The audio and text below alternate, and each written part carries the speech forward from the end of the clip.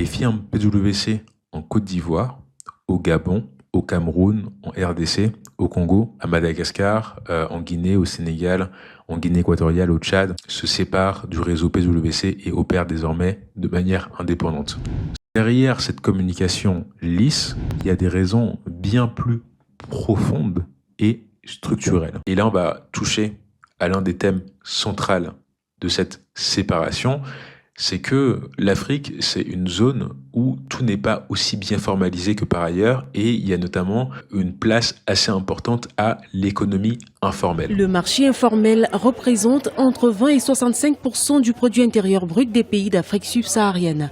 Il y a un article de African Business qui explique les choses assez bien. La présence d'une économie informelle assez développée et un faible niveau d'éducation fait que les choses ne sont pas aussi bien formalisées. Il donne un exemple assez parlant, c'est ce qu'on appelle un peu la procédure KYC, donc Know Your Customer, qui veut que quand vous exercez une activité délicate, par exemple quand vous êtes une banque ou un cabinet, vous allez, avant d'accepter une mission, devoir vous renseigner sur votre client, ce qu'il fait, d'où proviennent ses fonds, et identifier ce qu'on appelle le bénéficiaire effectif en français, en anglais c'est Ultimate Beneficial Owners. Et ça c'est important parce que c'est cette procédure de reconnaissance du bénéficiaire effectif qui permet de savoir d'où viennent les fonds et notamment de prévenir des crimes financiers comme le blanchiment d'argent ou le financement du terrorisme. African Business explique qu'il y a des problèmes avec la qualité de l'information, de la data, notamment parce que, par exemple, l'administration n'est pas encore 100% digitalisée. C'est pas homogène,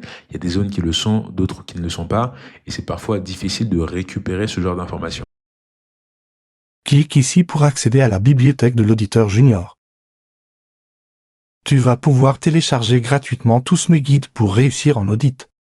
Les seuils, les assertions, les phases d'audit, et même des simulations d'audit à réaliser sur Excel.